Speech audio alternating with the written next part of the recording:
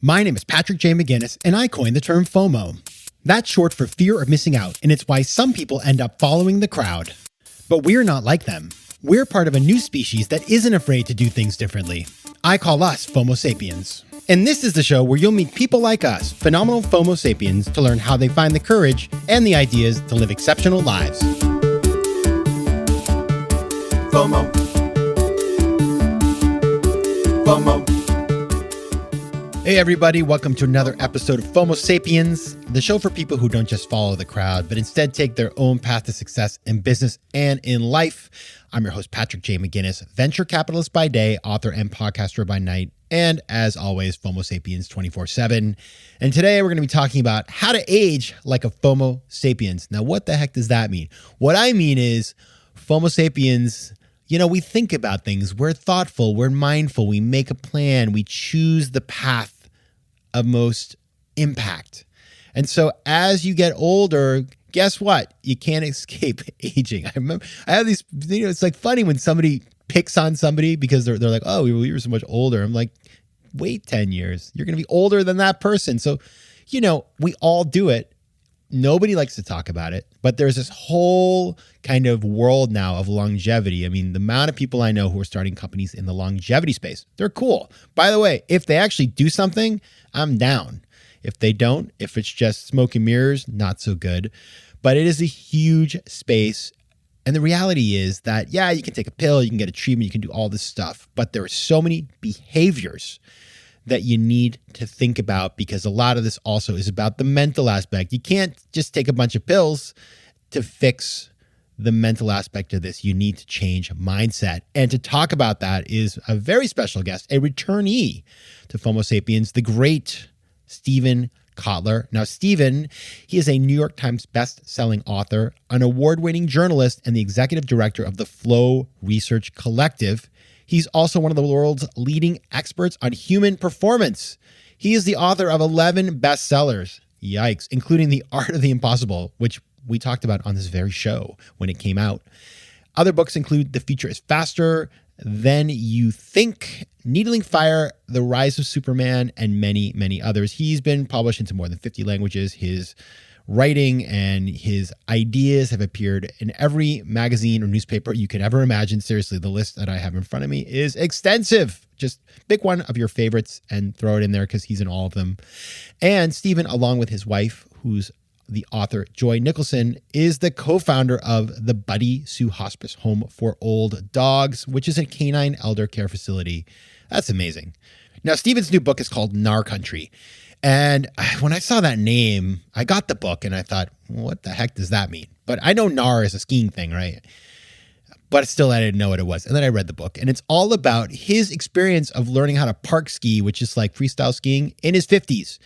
And, it's not the kind of thing you usually pick up in your 50s, but he does it. And he uses that as a lens to explain how aging can be very different than the ways we think about it. You can be more powerful, that there's all these things you can unlock as you get older, but you can't just kind of wait for them to happen. You got to be making the conditions for them to emerge, right?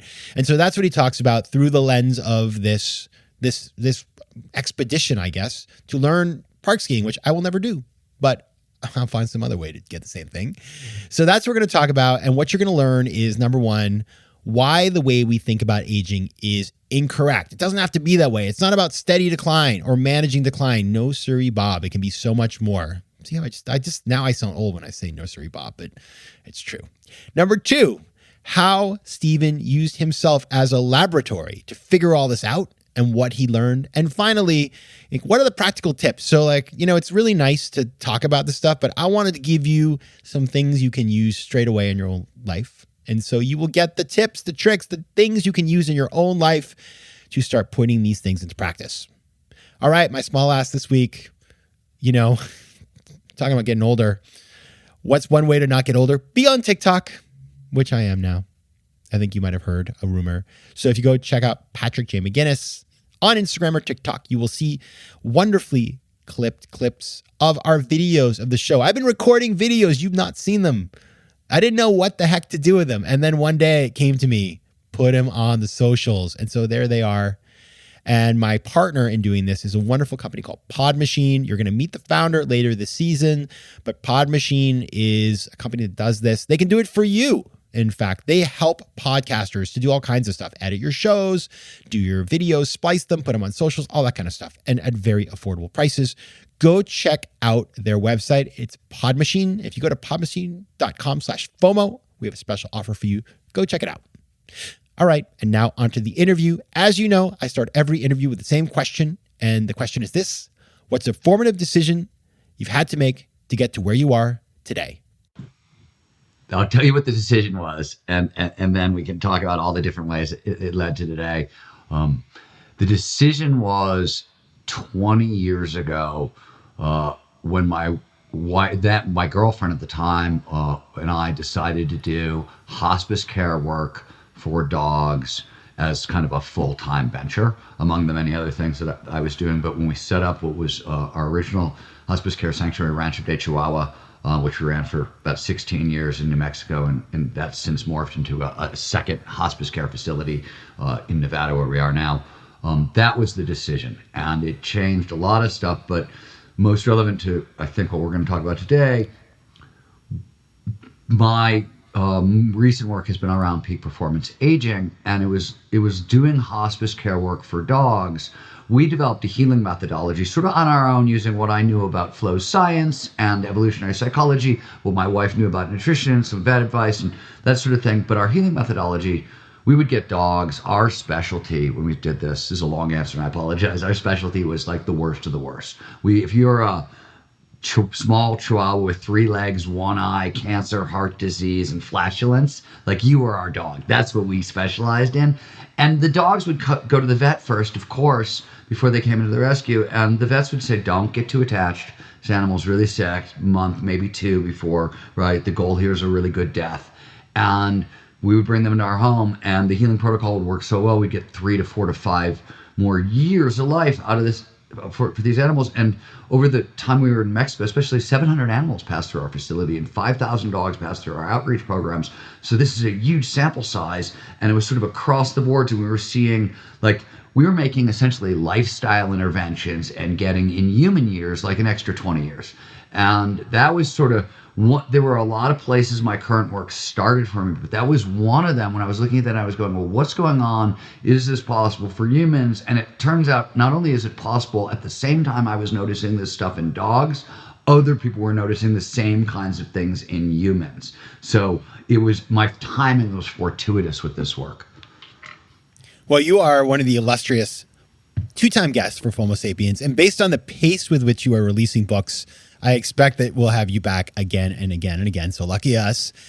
And today you're going to talk about your new book, and it is called, I have it right here in my hand, Gnar Country, Growing Old, Staying Rad. And you embarked on this really fascinating project, and that you talk about in the book, which is teaching yourself how to park ski at the age of 53, which for a bunch of different reasons, which are biological in nature, is considered nearly impossible for anyone over the age of 35. So before we get into some of the learnings about peak performance aging, talk about how did this all come about, this audacious idea, and also explain what park skiing is for those who don't know.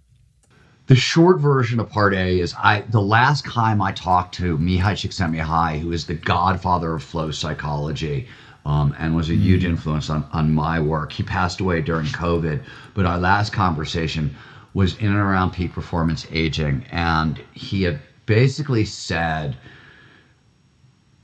however you're getting the most flow in your life, as you get into the second half of your life, the desire for flow never goes away, but have a backup plan, have lots of different access points for flow. He found himself in his latter years where some of his access points really closed down. And so he was like, it was a very personal conversation, like one flow junkie to another, hey, have a backup plan. And for a bunch of different reasons that we can sort of get to as we go along, I decided my backup plan was going to involve teaching myself how to park ski, which, as you pointed out, is considered biologically impossible for really anybody over the age of 40. But because of my work with dogs, I had started looking at a bunch of different related fields to, like, successful aging and things, but they were embodied cognition, flow science, things that were on the tangents. But I started to realize that theoretically, if all the things I was reading were correct, it should really be possible for an old dog to learn new tricks using this very kind of precise format that we built based on all these ideas. Now, these ideas were true in the lab. Nobody'd really put them to the test, in the real world.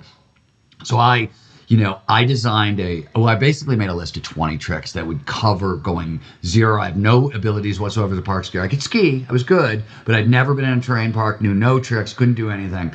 And as you pointed out, I was 53 years old. The odds were against me. And I figured if it takes me 5 years to learn all these tricks, cool, right? I've accomplished my goal, great. And I learned most of the tricks in less than a season. And I went so shockingly fast.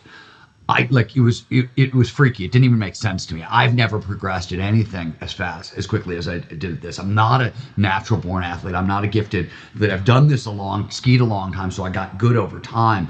But so I was really shocked by it. My ski partner, Ryan Wicks, who is a former professional sponsored athlete, but had gotten injured, taken almost a decade off, had a family, really hadn't park skied, he started using my same protocol. And he started making crazy progress, really crazy progress. And by the end of it, we were like, okay, this is sort of real. We're really looking at something here. But all we had was sort of the smallest pilot study in the history of the universe, right?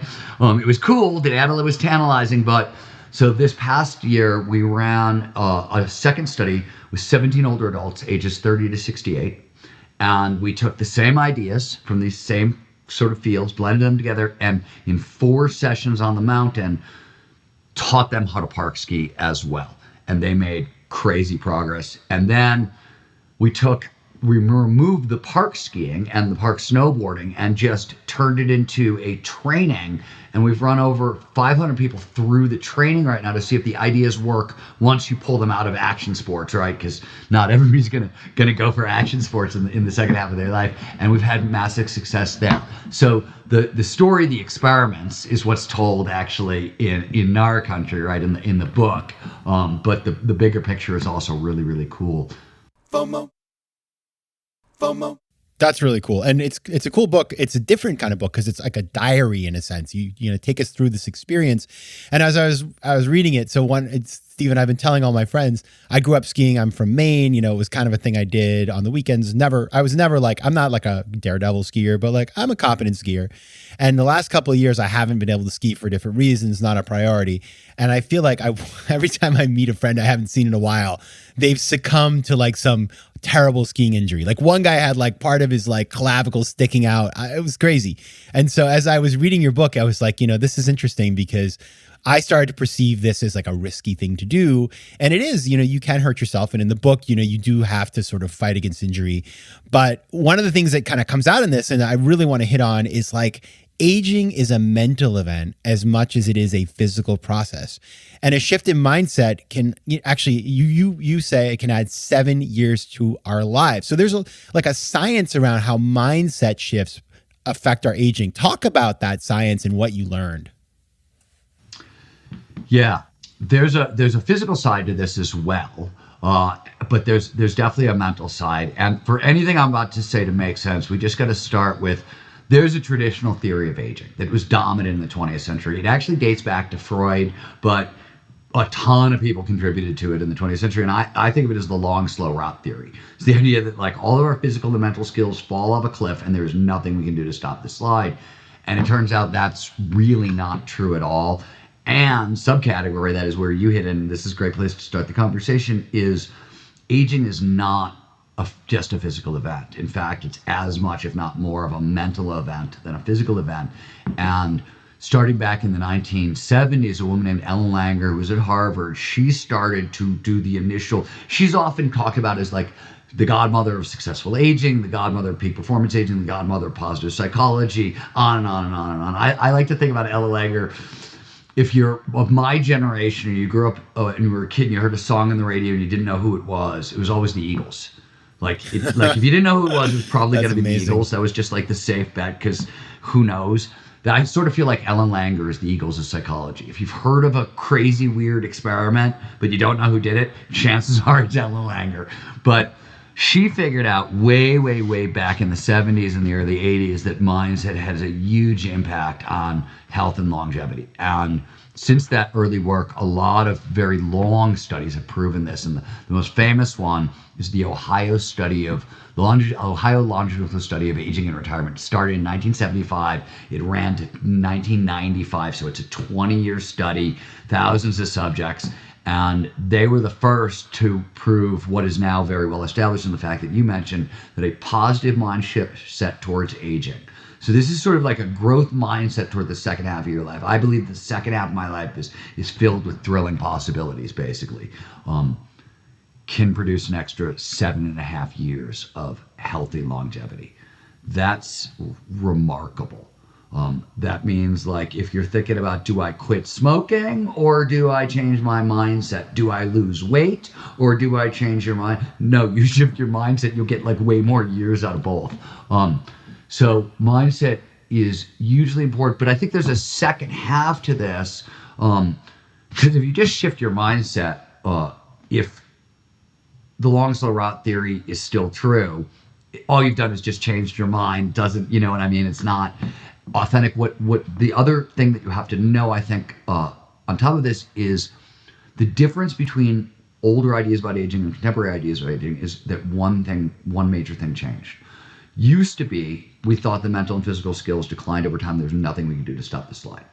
These skills do decline over time. There is an aging process, and some skills start to fall off in our 20s, some in our 30s, 40s, 50s, and that is real. But it turns out all of these skills are use it or lose it skills. So if we never stop using and training these skills, we can hang on to them and even advance them far later in life than possible. Now, there's caveats there, like there's reasons why your friends were probably getting hurt going back to skiing in the 50s, and we can talk about what that is and how you work around that. But the truth of the matter is, and the cool thing about what I just said is, there's data showing if you're in your 80s and you start making some of these interventions, they'll work really late in life, right? The data shows that peak performance aging, we could really thrive, sort of rock till we drop, but it starts young.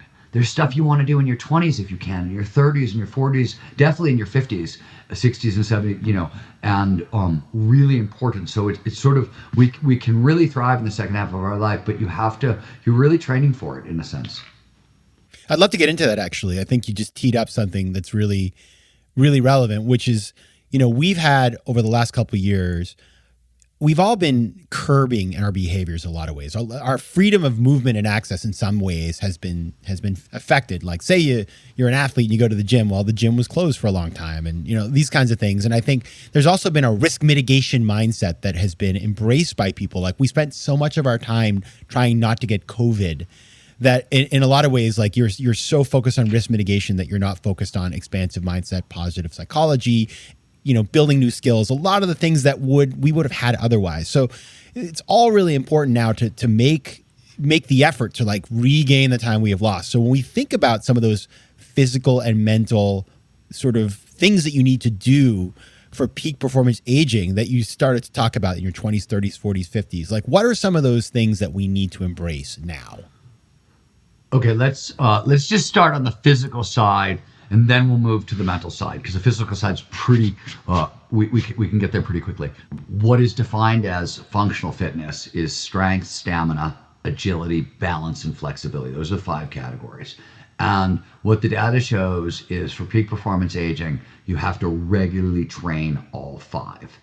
And we have very specific numbers on it. Like if you want peak performance aging, you need 150 to 300 minutes of moderate to vigorous aerobic activity a week. You need a minimum of 2 strength sessions a week, a minimum of 2 balance training sessions a week. Probably some flexibility, some stretching on either end of it, unless you've got a different system in place for that. And then you have to focus on certain things. I always say, like, if you haven't trained for a while, you want to start with somebody who actually can watch you walk, figure out what's wrong with your body and work around that. Because one of the problems, one of the reasons your friends probably got hurt is this. As we age, we have two kinds of muscles. We have prime movers and stabilizers. Prime movers are the big ones, the quads, the glutes, and the stabilizers are your hip flexors, your rotator cuffs. And what happens is, as we get injured, if we injure ourselves at all, as the body is healing, prime movers take over and the stabilizers do less work. And over time, that also happens naturally. The prime movers take over, and this is just like the body trying to save energy and be efficient. But what happens is when you suddenly add in new movement patterns that you haven't done in a little while, and you haven't properly trained up your stabilizers, they go out, your prime movers can't compensate, and you end up having injury problems and things along those lines. So there's a lot of, there's sort of specifics in there, and there's stuff to think about, but the physical stuff is, and let me just give one example, because this is my favorite out of all of them, because this was the one I heard so much about it growing up, which was VO2 max, which is your upper aerobic threshold, right?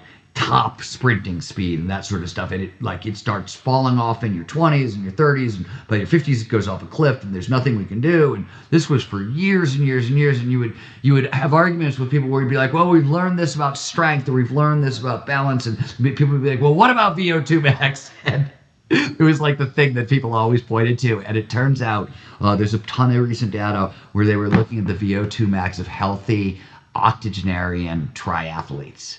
And they found that their VO2 max was that of a healthy 35-year-old male. So they also found that those folks were training VO2 max by like regular bursts of high intensity training from their 50s on. So that's what I mean. Some of this stuff starts young, but you can, like, a 85-year-old man with the VO2 max of somebody 50 years younger than him is shocking, but there's a lot of data to show that's possible. So that's the really cool stuff. Now let's talk about the psychological side. This is more on the mindset side. And here the data is really, it's cool, and it's counterintuitive is also what I actually like. What I found really surprising is, so let me start with the really good news, and then let's talk about what's tricky about the really good news. The really good news is, the old idea was, hey, our brains decline, we're going to get forgetful, memory loss is inevitable, cognitive decline is inevitable, in fact, loneliness and depression are built into the second half of our lives. All these were standard thinking, and none of them are true, but there's a big caveat here. But first, let's start with the good news. The original research was done by Gene Cohn, often called the godfather of peak performance aging, with Ellen Langer. He's the sort of her counterpart. And he was originally trained as a geriatric psychiatrist, and sort of founded the National Institute for Aging. And that was all his sort of creation. He ran two of the longest and largest studies on aging anybody's ever run. And he discovered that rather than the fact that cognitive skills fall off a cliff, in fact, something radically startling happens.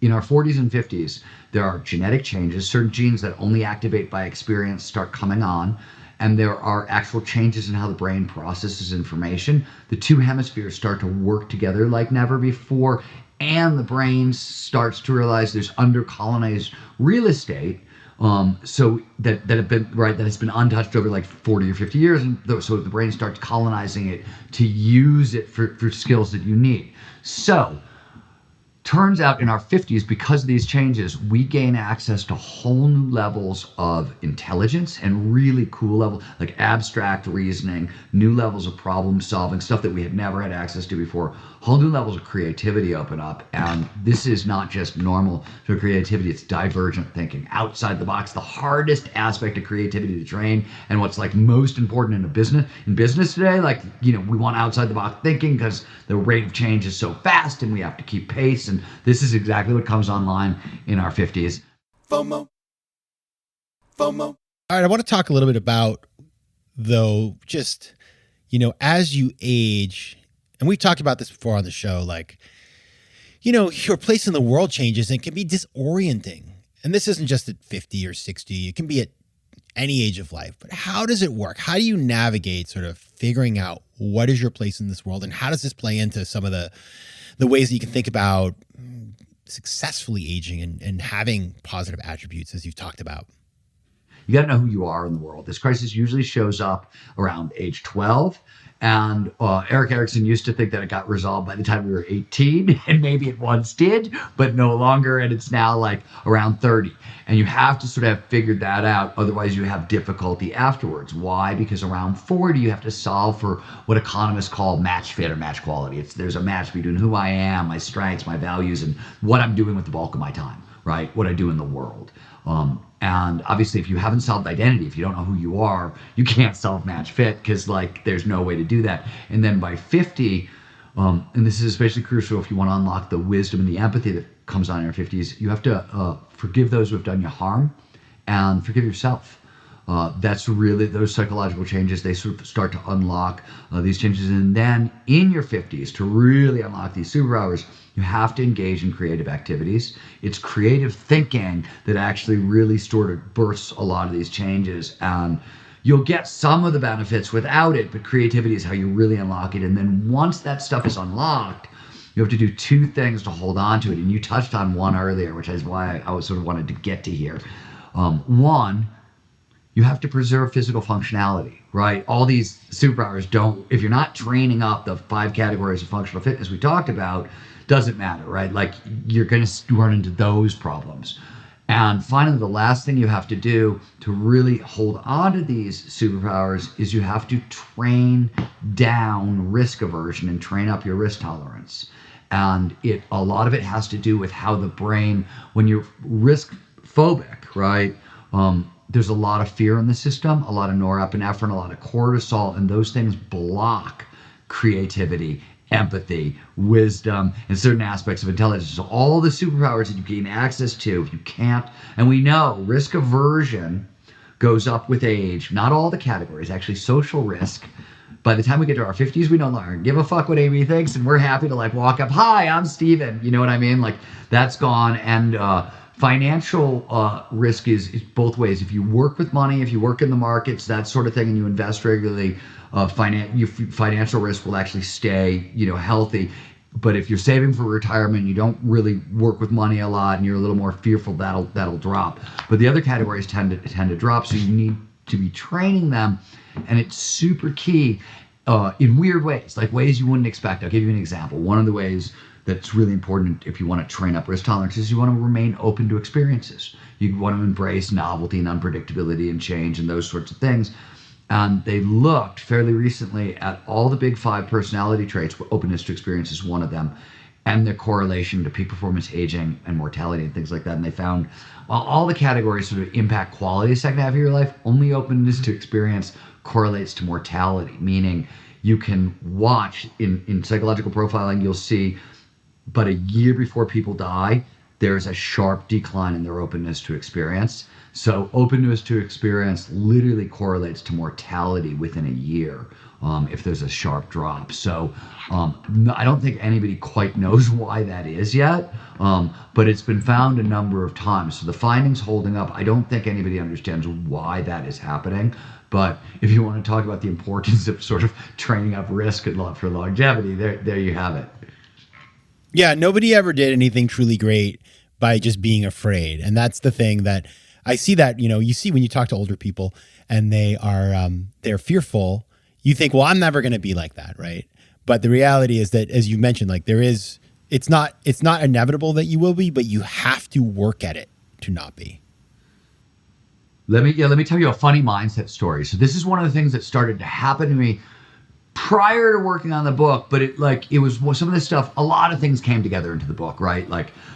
And one of them was I was living in New Mexico and I was a skier and I was skiing at a number of different places. I would ski at the Santa Fe ski area most of the time. Sometimes I would ski in Taos, and sometimes I would come to my old home in Olympic Valley and ski at Palisades, Tahoe. What used to be Squaw Valley was now Palisades, Tahoe. And it was really weird. I'd go to the Santa Fe ski area. I'd ski with the same groups of people, or the same age groups of people, right, everywhere. And what was funny about this, nobody can see how old you are in chairlift, right? You got a helmet on, you got goggles on, they can't see your age. And I'd be at the Santa Fe ski area, which services, like it's above Santa Fe, New Mexico. Santa Fe is sort of a retirement community, and the folks on that mountain have sort of a retirement mindset. And I would be on the chairlifts and I would say things like, hey, have you checked out the cliff over there, the bumps over there, the chute over there? And guys, I would get geezer. They'd look at me and be like, I'm too old for that shit. And I'd be looking at somebody who was like 20 years younger than me, you know, like saying that to me, like 35-year-olds. And I'd be like, what is going on? This is so weird. These guys are really young to be saying these things. And then I would go to Taos. Now, Taos is this sort of rowdy outdoor athlete community. People aren't action sport athletes, they're outdoor athletes. And to ski Taos properly, especially back in the day, they since put in a couple chairlifts, you had to do a ton of hiking. So I'd go there, same age group of people, like, you know, 30s to 60s that I would be skiing with. But they all think they're outdoor athletes. So I'd go to Taos and I'd be with guys who were in their 60s or later 70s, and they would hike me into the ground. They would hike me to death. And their mindset was like outdoor athletes. But if you'd be like, hey, we're going to go to the terrain park, they were like, oh no, I'm too old for that shit. And then I'd go to Squaw Valley, where everybody's an action sport athlete, and I'd be running around with posses of like pros or former pros, and invariably like the first in leaving the charge was my buddy Tom Day, who's in his late 60s. And he's the guy out front, and there's Olympians in the pack and things like that. And you talk about the terrain park with that group, they're like, oh yeah, sure, let's take a lap through the terrain park because they're all action sport athletes.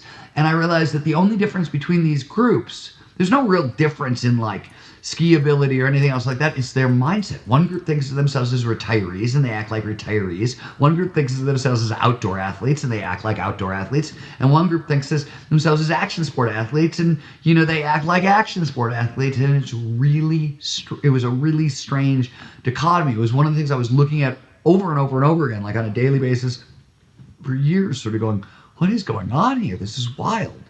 All right, everybody. The book is Gnar Country, Growing Old, Staying Rad by Steven Kotler. If you want to find out more about Steven, you can find him at his website, which is stevenkotler.com. You can also find him on Instagram at kotler.steven, and that's Steven with a V. Steven Kotler, thanks so much for being here. My pleasure. Thanks for having me. FOMO. If you like today's show, please be sure to rate it and recommend it to your friends. And as always, you can find me on Instagram at Patrick J. McGinnis, on Twitter at PJ McGinnis, and on the web at FOMOSapiens.com or PatrickMcGinnis.com, where you can get all kinds of free resources to live a more decisive and entrepreneurial life. FOMO Sapiens is recorded in New York City. Theme music is by Mike McGinnis, and editing and post-production is by Josh Elstro. If you like today's show, please be sure to rate it and recommend it to your friends. And as always, you can find me at FOMOSapiens.com and at PatrickMcGinnis.com. To advertise on FOMO Sapiens, reach out to contact@FOMOSapiens.com. FOMO.